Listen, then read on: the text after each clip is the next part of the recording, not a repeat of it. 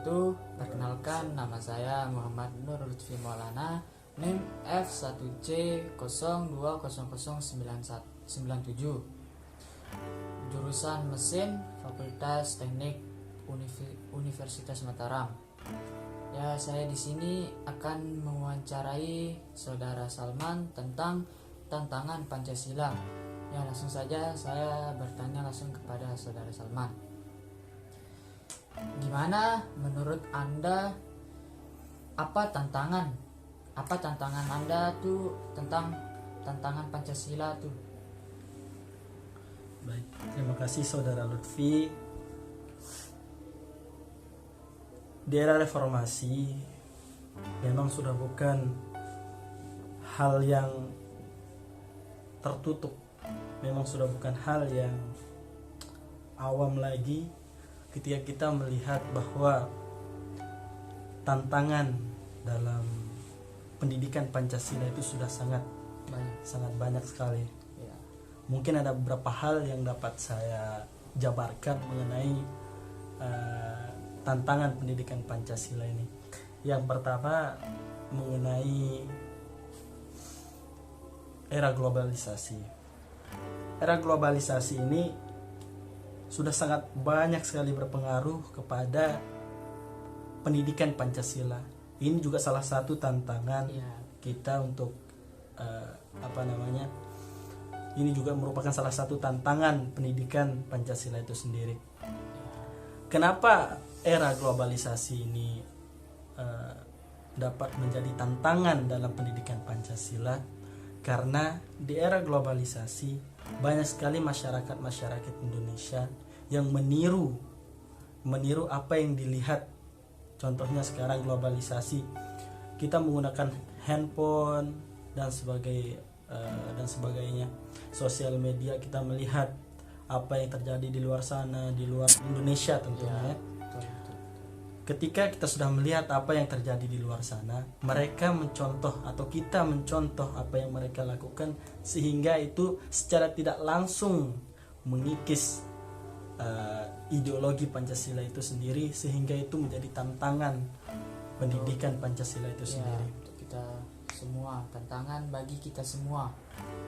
Yang kedua mungkin munculnya ideologi baru seperti kapitalis, liberal dan sebagainya, hedonisme di sini, sehingga rasa hedonisme yang paling saya tekankan di sini terutama yaitu sikap boros dari masyarakat kita, ya, boros, gaya-gayaan seperti itu. Selanjutnya korupsi. Korupsi ini gimana? Korupsi ini tidak bisa dikasihani. Ya, jadi korupsi ini dari masa Orde Baru sampai Orde sekarang, era reformasi, ini sudah menjadi masalah yang amat serius, sangat susah sekali untuk diselesaikan. Betul. Apalagi baru-baru ini terjadi kasus korupsi dari salah satu pejabat kita yang mengambil dana bantuan sosial yang seharusnya itu menjadi hak masyarakat. Ini juga salah satu tantangan pendidikan Pancasila itu sendiri. Ya, jadi mungkin ada sekitar 3 tadi hal-hal yang dapat saya jabarkan mengenai tantangan pendidikan Pancasila itu. Terima kasih saudara. Ya, mungkin itu tantangannya ya. Nah, sekarang saya ingin bertanya, gimana solusinya untuk mengatasi tantangan pendidikan Pancasila ini? Solusinya. Baik. Silakan. Terima kasih saudara Lutfi. Ya. Solusi yang dapat saya tawarkan mungkin, atau kami tawarkan, kita semua tawarkan untuk tantangan pendidikan agar implementasi pendidikan ini kembali ke sebagaimana seharusnya. Yang pertama mungkin cinta tanah air. Yang pertama harus cinta tanah air. Kenapa saya bilang cinta tanah air? Dulu jika kita membahas tentang historis lahirnya Pancasila ini, Pancasila dibentuk oleh pemuda-pemuda yang tentunya mereka cinta tanah air. Mereka mengorbankan jiwa raga, darah, semuanya, tumpah darah, ya, istilahnya untuk Indonesia. Itu mereka tidak memperjuangkan Indonesia melainkan karena kecintaan mereka terhadap tanah air Indonesia. Betul. Jadi yang pertama tadi cinta tanah air yang kita semua harus miliki supaya pengimplementasian Pancasila itu sendiri dapat diserap dengan baik. Nah, gimana itu kalau yang korupsi itu, apakah dia cinta tanah air atau tidak itu? Nah, kalau masalah korupsi, Ya, sungguh saya tidak menyangka dengan pertanyaan itu, saudara. Ya, baik. Mengenai korupsi, apakah mereka cinta tanah air? betul. Jika secara logika, saudara Lutfi, jika mereka mencintai tanah air, seorang pejabat misalnya, mencintai tanah air, berarti mereka sudah mencintai orang yang di dalam bangsa ini sendiri, dan sebagainya. Ya. Jika orang korupsi, mereka mengambil hak orang lain, mengambil hak rakyatnya, apakah mereka sudah cinta tanah air? Nah, itu Tidak, dan jawabannya tidak. Nah, Jelas itu tidak. juga merupakan tantangan besar dalam pendidikan Pancasila di negara kita, supaya bagaimana caranya mereka meninggalkan korupsi, bagaimana caranya mereka mencintai tanah air kita, begitu, saudara Lutfi, ya. Jadi bagaimana jika kita usir saja seorang korupsi ini, usir aja dari negara. Diusir dari negara. Ya, lanjut. Masih lanjut nih solusinya ya.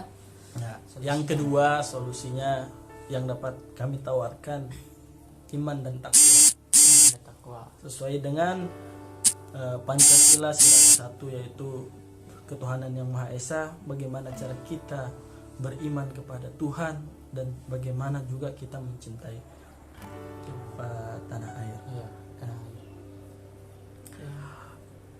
Lanjut. Iman dan takwa ini sangat penting, saudara Lutfi, karena dengan iman dan takwa kita akan paham bahwa hal-hal buruk, hal-hal apa saja yang tidak baik untuk negara kita akan kita tinggalkan.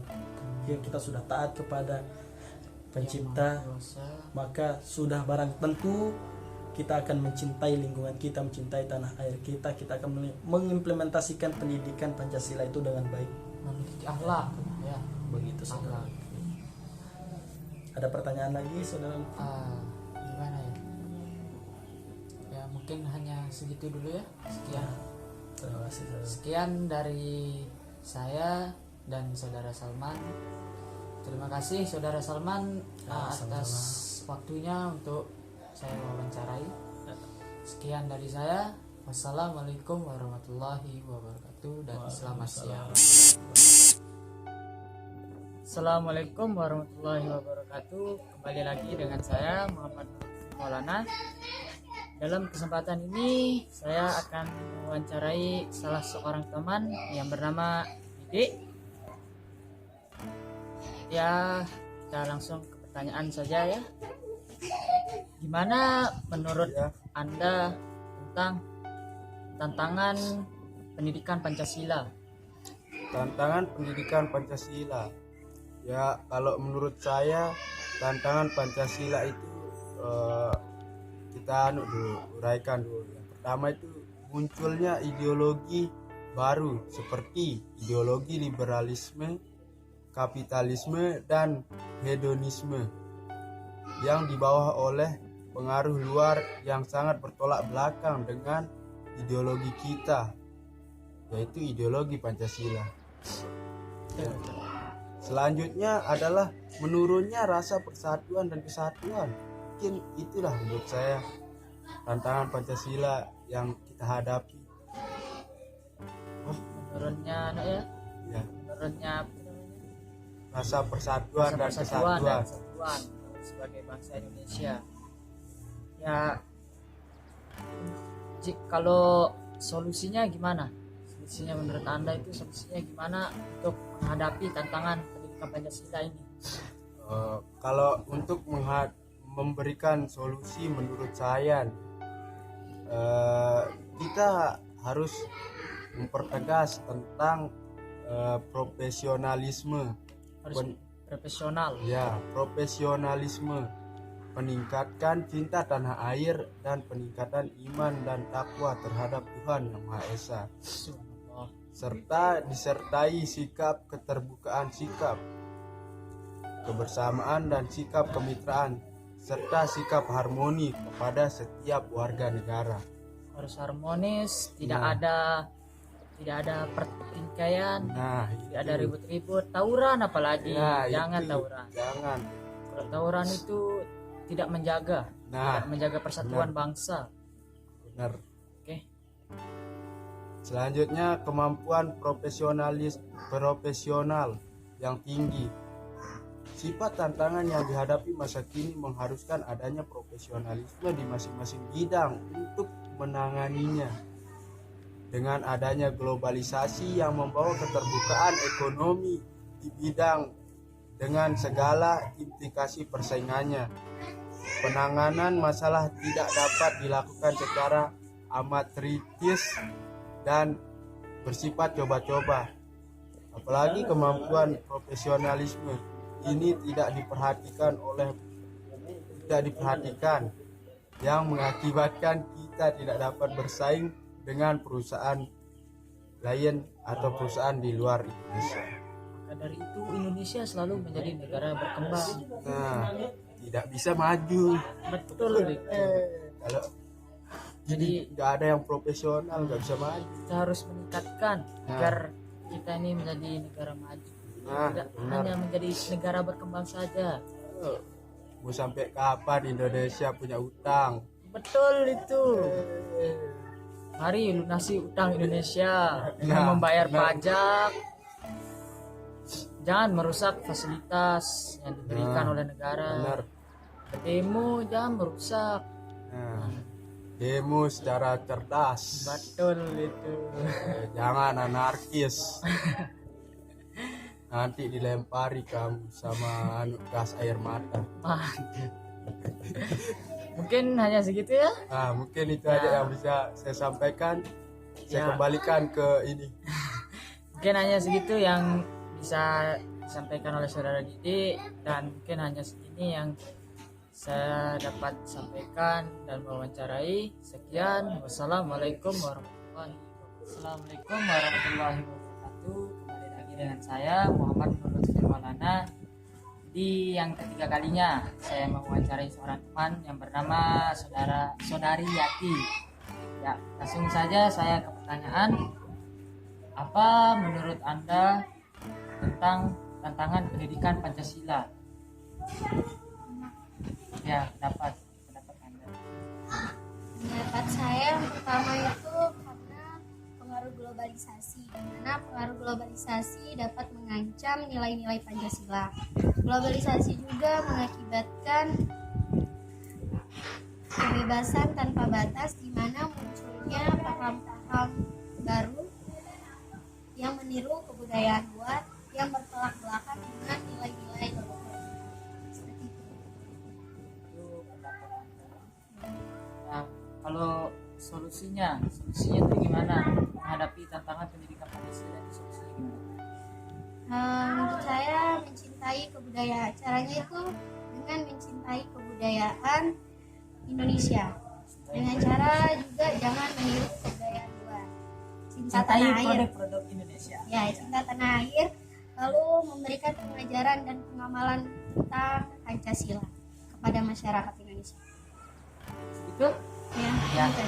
mungkin cuma segitu yang bisa disampaikan.